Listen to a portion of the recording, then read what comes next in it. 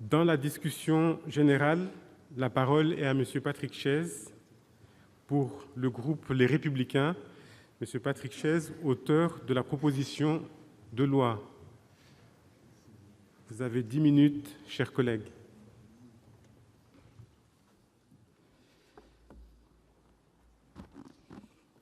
Monsieur le Président, Monsieur le Ministre, Madame la rapporteure, Monsieur le Président de la Commission, mes chers collègues,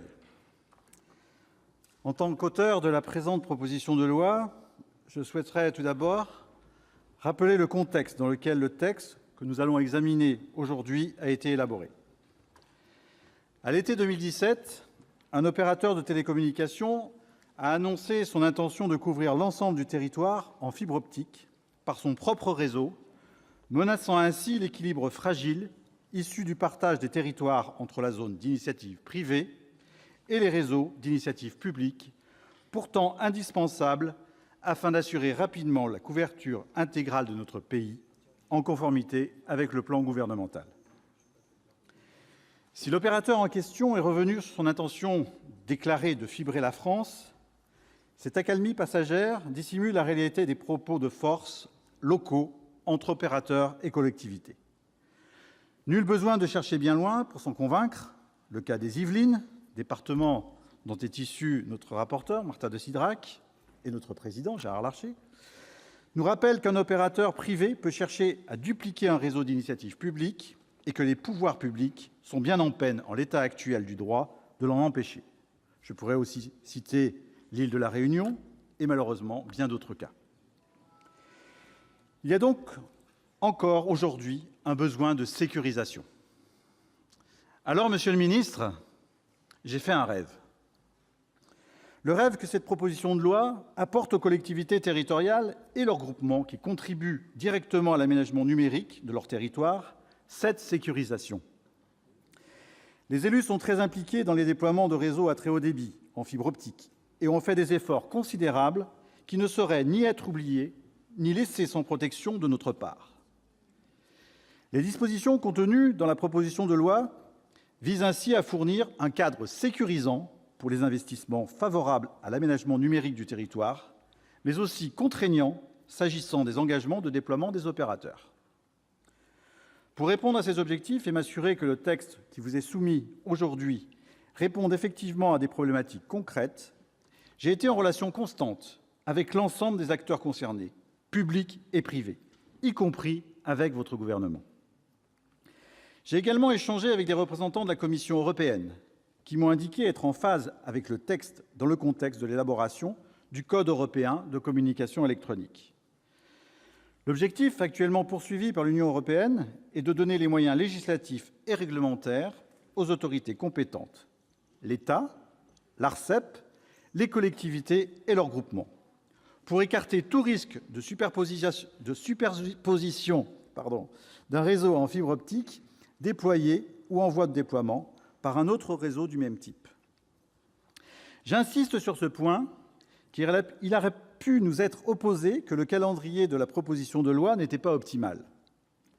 Mais dès lors que le texte présenté aujourd'hui s'inscrit en cohérence avec ce que nous devrions transposer dans les prochaines années, cet argument semble peu opportun. Au contraire, je considère qu'en matière de transposition, il vaut mieux anticiper que subir. C'est aussi une condition pour que la France pèse à sa juste mesure dans le concert européen.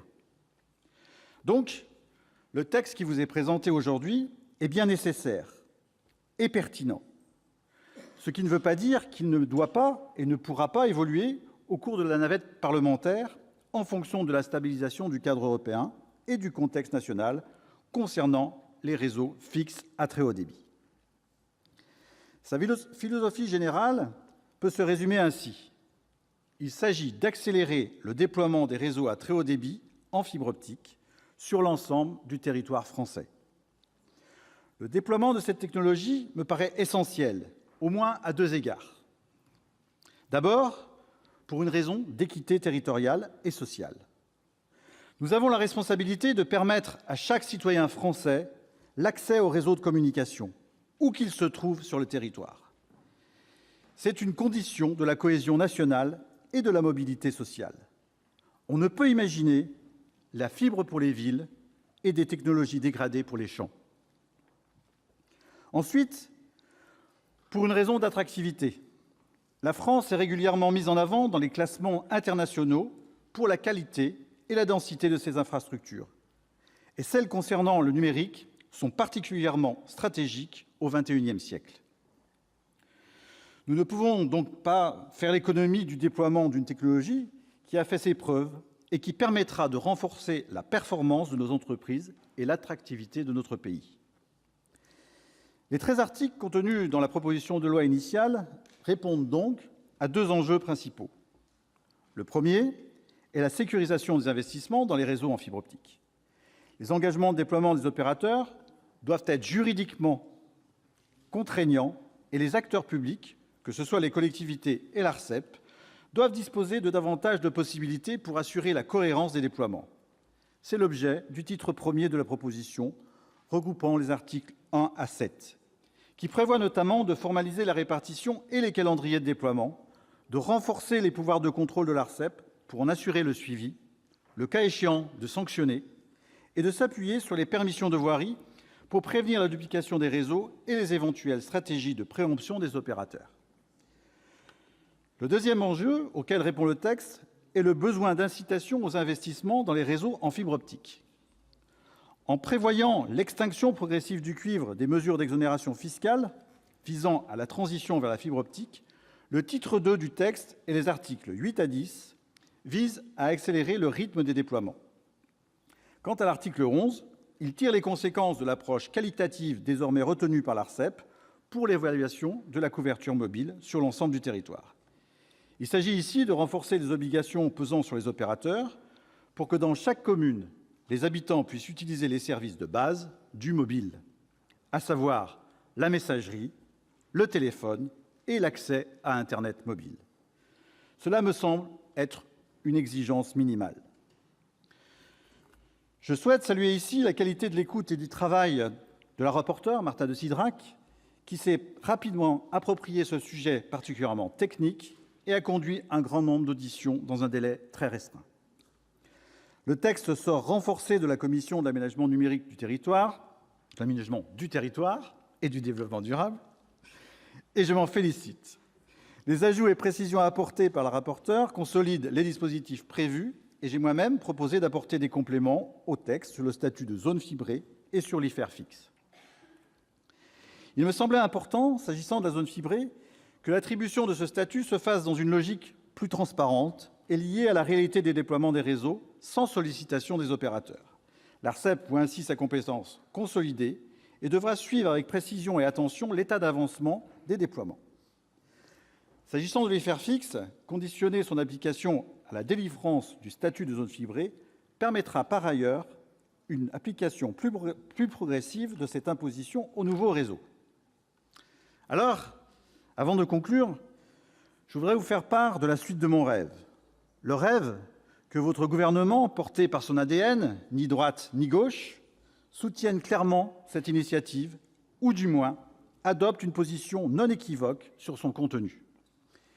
Il y a, je l'ai rappelé, de vrais problèmes à résoudre.